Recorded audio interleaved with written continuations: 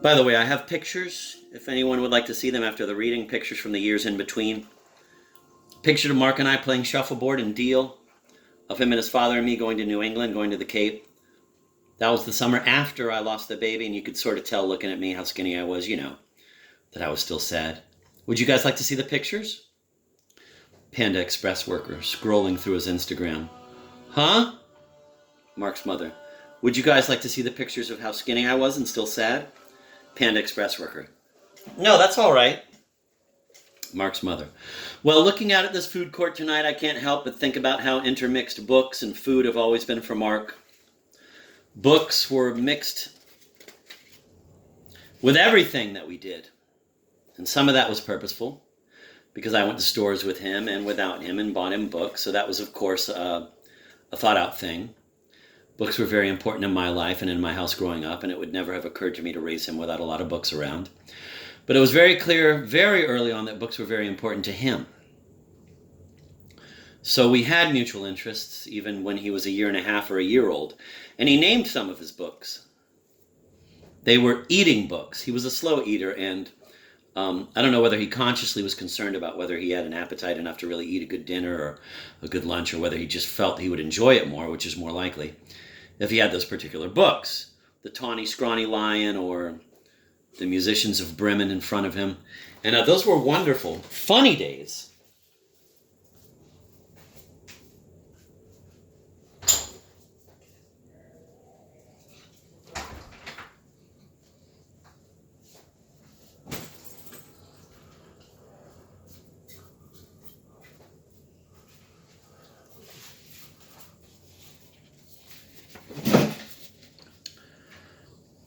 Those were wonderful, funny days, and there were also other funny things about it that I'm sure he doesn't know.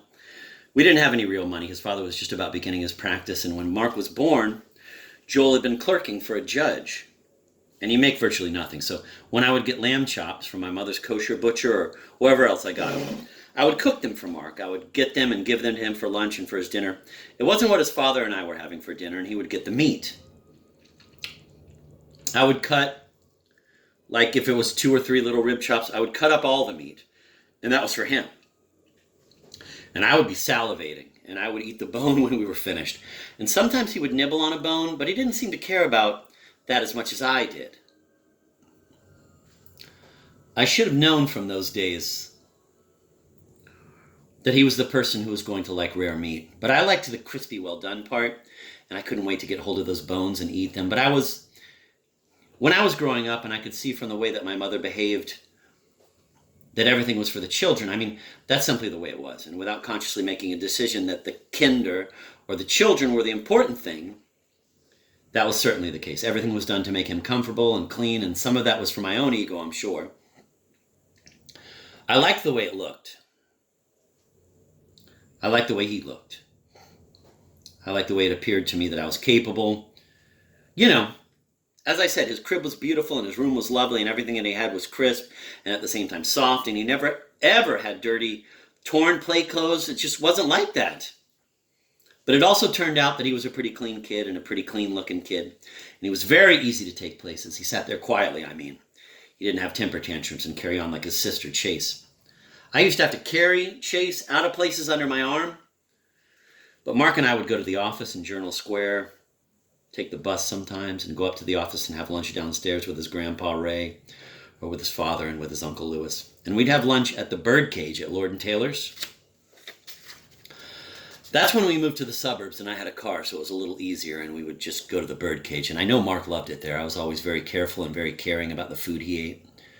When Mark was an infant, Harry Gerner wouldn't let me feed him regular food the way, for example, Phyllis Lehner did. She stuffed huge globs full of food into those kids' mouths, like they were grown-ups. And Rose couldn't bear it, and Uncle Harry said, no, one food at a time. And when we know his reaction to that, because his father is very allergic, and we've got to watch out for those things, and that's the way I do it.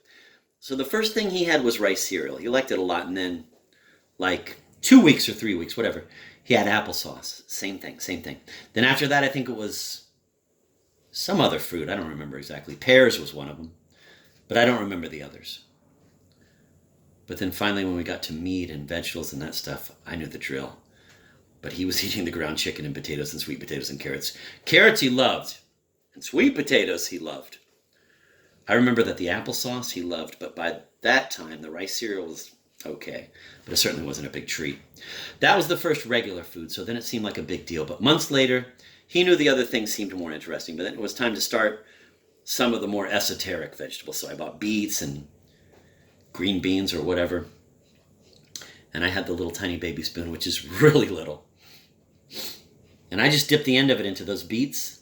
So I had about that much on a spoon and was about that big. And just the little edge over there was beets, and I put it in his beautiful little pink mouth, and his eyes got very round, and he sort of rolled it around for a couple of seconds, and then he went spew.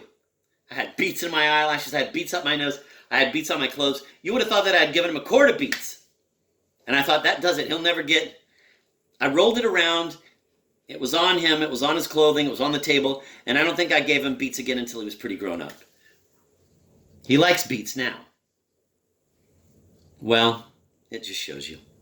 Ladies and gentlemen, I give you Mark Lehner.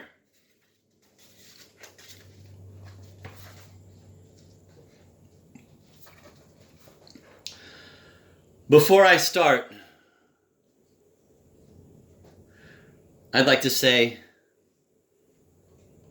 fuck everyone who said I was too paradoxical, a hybrid of arrogant narcissism and vulnerable naivete to succeed in life, even though they were right.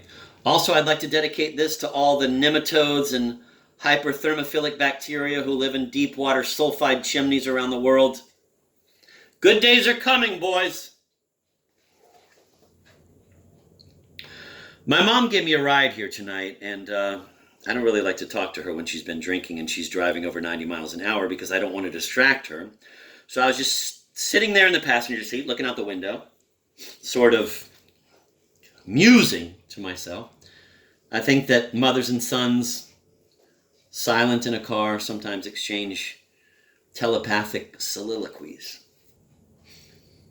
But perhaps because we sensed that this could be our last night together, that one or both of us might very well be assassinated tonight, we left each other to our respective musing. That whole implosion of semioticity, that is musing. That hyper-caffeinated chatter of anthropomorphic cartoon animals in one's head, that is musing. That whole danse macabre of singing little piglets in one's head. At 90 miles per hour, the empirical world rushes past in an impressionistic blur. You're thinking, there's some weird retro-looking brown transgendered individual jerking off in the woods. And then you're like, no, that's a tree. But sitting there, the eternal little man, inflated with dreams of flamboyant success but forced back on his own futility.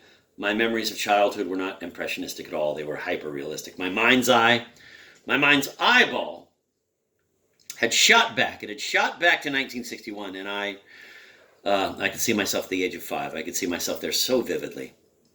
I was a little boy playing on a hot concrete alley on Westminster Lane in Jersey City one day. God spoke to this little boy,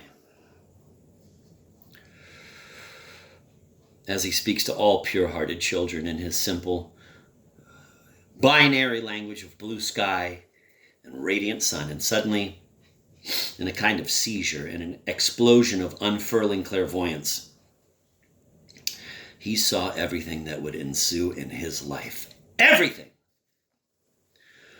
His entire autobiography fast-forwarded in the most extraordinary detail. The birth of his daughter, his prostate cancer, his books. Every word of them, these final moments in this food court, in this mall, tonight, everything. So we have two of the mind's eyeballs. The mind's eyeball of a 58-year-old man seated in the passenger seat of his mother's car, daydreaming as he stares out the window, and the mind's eyeball of a drooling 5-year-old boy with blonde bangs seated rigidly on a concrete alley, one speeding back in time from 2014, one speeding into the future from 1961. Assuming they are traveling at approximately the same warp speed, They would collide at around 1988, the year Pan Am Flight 103 exploded over Lockerbie, Scotland, and an earthquake in Armenia killed 60,000 people. These are the uncanny, transtemporal ballistics of the mind's eyeballs, and this is one of the things we, my mother and I, mean by Gone with the Mind. Okay, just a little background before I get started. Gone with the Mind was originally going to be an autobiography in the form of a first-person shooter / flight simulator game. And it was going to start at a breakfast meeting with my old editor, Michael Peitsch, during which I'm either assassinated or commit suicide in the men's room. And my ghost has to travel back in time, revisit each transformative event in my life, and execute or otherwise degrade or disable the central dramatis personae in order to get to the next prior event. The goal of the game is to successfully reach my mother's womb, in which I attempt to unravel or unzip my father's and mother's DNA in the zygote, which will free me of having to eternally repeat this life. And I'm ferried from event to event by Benito Mussolini, who pilots a flying balcony. And along the way, he offers counsel and gaming advice, kind of like Krishna in the Bhagavad Gita, or like Virgil in Dante's Inferno. And if the player succeeds in unknitting the entirety of my life, thus flinging himself into utter oblivion, into an ontological black hole, or to put a more positive spin on it, reintegrating himself into the oceanic void, he wins. I think an autobiography in the form of a first-person shooter game that ends with unraveling the zygote in your mother's uterus sounds really cool. And Michael and pretty much everyone I mentioned it to also thought it sounded really cool. But what is that actually? I mean, what would a book like that actually be, you know?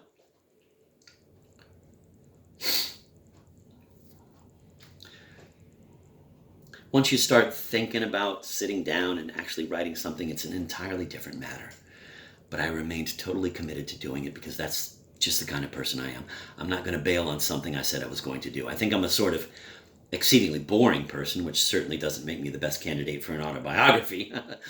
I mean, boring in that I'm very dutiful, very responsible. And if I say I'm going to write an autobiography in the form of a first-person shooter game that ends with unraveling the zygote in your mother's uterus, then I'm going to write an autobiography in the form of a first-person shooter game that ends with unraveling the zygote in your mother's uterus, and that's that.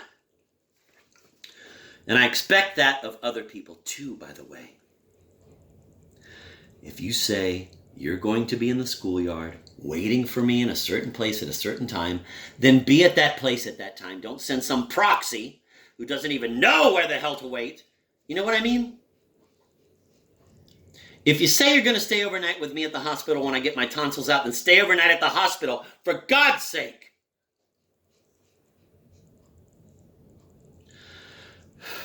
I said I'm an exceedingly boring person. I don't really think that. I think I'm a sort of weird composite of thrill-seeking heedlessness and crippling hyperanxiety. I mean, I've taken LSD before a root canal. But I'm equally capable of calling the police in area hospitals if my wife is even 5 minutes late coming home from a pedicure. So, at some point in this preliminary stage when I'm still just trying to figure out what this book could actually be, the imaginary intern appears, which changes everything. I was sitting on the toilet one morning, gazing down at the tiles on the bathroom floor, just staring at the vein patterns and at the craquelure on this one particular tile, and I discerned a legible face. I discerned the lineaments of the imaginary intern and the craquelure of a tile on the bathroom floor. That's exactly how the imaginary intern was conjured up. This is a textbook delusion of reference, specifically a pareidolia, a psychological phenomenon that involves seeing meaningful patterns, frequently faces, in random information. A common example of which is Something like seeing the face of Jesus in a Cool Ranch Dorito or something along those lines. The imaginary intern initially functioned mainly as a kind of archivist or production manager on Gone with the Mind, helping me collate and categorize autobiographical material, but soon he became more like more like a coach or a trainer, that term in pharmacology, mechanism of action. It's the specific biochemical interaction that basically enables a drug to do what it does. When you're writing something, its mechanism of action is a very difficult thing to identify. It's a very subtle, very elusive thing. But it really is the crucial fucking thing. And when I felt that I'd lost it, that I suddenly just didn't know what it was, or when, I just felt kind of discouraged or dispirited about how it was all going, the imaginary intern would exhort me. He'd pump me up, He'd be like, Denzel Washington can land a plane upside down stinking drunk and you can't write an autobiography? A book about your own life? Are you fucking kidding me? So quickly on, he became a very active collaborator with me, very much a creative partner, and the fundamental principles of the project, what's that word? It's donné, began to evolve rather rapidly. I'm trying to think of a good way to describe the imaginary intern. He sort of reminded me of Billy Name, the guy who designed Andy Warhol's Silver Factory on East 47th Street back in the early 60s, the guy who pretty much functioned as the factory's foreman during its most fecund years. He was very earnest and forthright and affirmative in a sort of Jeff Koons / Ferris Bueller way. I'm not sure if any of this is really helping give you a sense of what the imaginary intern was actually like, and I'm going to talk more about him, and especially about when he left, which is a pretty big, traumatic deal for me in a few minutes. But for now,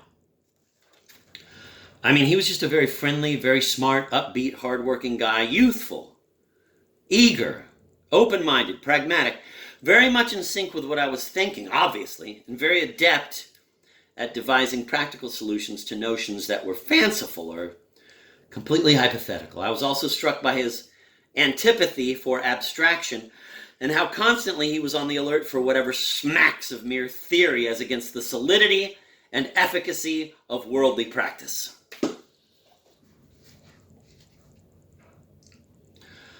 I'd wash a Klonopin down with a beer and sit on the couch and mute the TV, and I'd picture the imaginary intern and me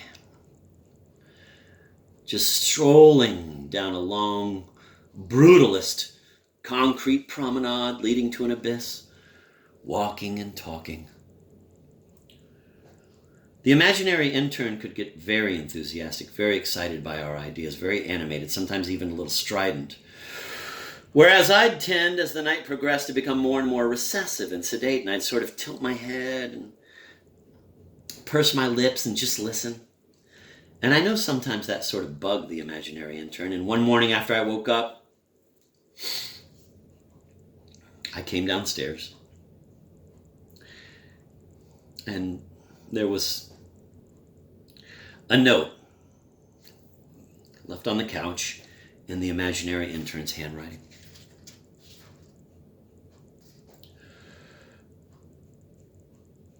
Yes, it was late, and yes, I was being very dented in the head, mutant hillbilly, but you just sat there like some shitty poem. And I remember thinking, that's such a lovely line. You just sat there like some shitty poem.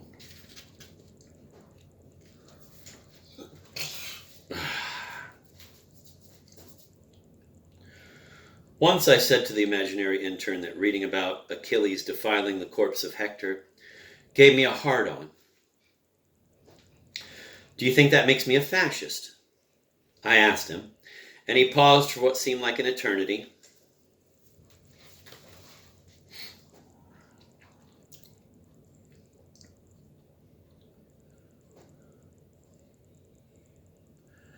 And finally asked me if I knew that German soldiers on the front called crystal meth Panzerschokolade, which means tank chocolate. And we talked about how the world could be divided between people with Sitzfleisch and people with Schipilks, and about how movies of a certain era used the donning of a frilly apron to signify how effete or inadequate a man was. For example, Jim Backus in Rebel Without a Cause, or James Stewart in The Man Who Shot Liberty Valance. And about how the government not only knows that there's life after death, they know that life after death is fantastic. And they're suppressing it because they don't want everyone finding out and immediately committing suicide, which would ruin the economy. And about how profoundly sad the lyrics to that old song, Red Rubber Ball, are. The roller coaster ride we took is nearly at an end. I bought my ticket with my tears. That's all I'm going to spend. And we talked about the similar chemical composition of tears in seawater, of tears in great diluvial catastrophes, and about the tears of feckless, moribund men in frilly aprons, and how the brutal indifference of time was like a vast, inexorable army of locusts, and how there's been 10 to the 26th power nanoseconds since the Big Bang.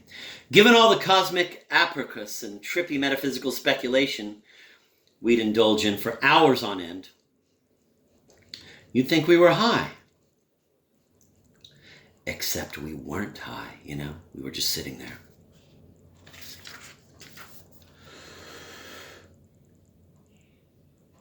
Anyway, the imaginary intern thought that the whole video game idea, this whole thing about a first-person shooter fighting his way back to his mother's uterus and unraveling the DNA in the zygote, was completely dope. But he had serious, emphatic reservations about what that entailed for me. He didn't think I really wanted to get involved with this sort of rigid chronology of pivotal incidents, even one that was retrograde. He thought I would so much prefer a more associative approach to autobiography, whatever that might be. I know you, he said. And whether you're going backwards or forwards, you're still obliging yourself to this strict chronology, and trust me, this is not something you're going to really want to do. So it was the imaginary intern's idea. Though Gone with the Mind should probably still be somehow in the form of a first-person shooter game. And it should take place at a mall with some kind of mall shooter peering through the crosshairs of a telescope gun scope.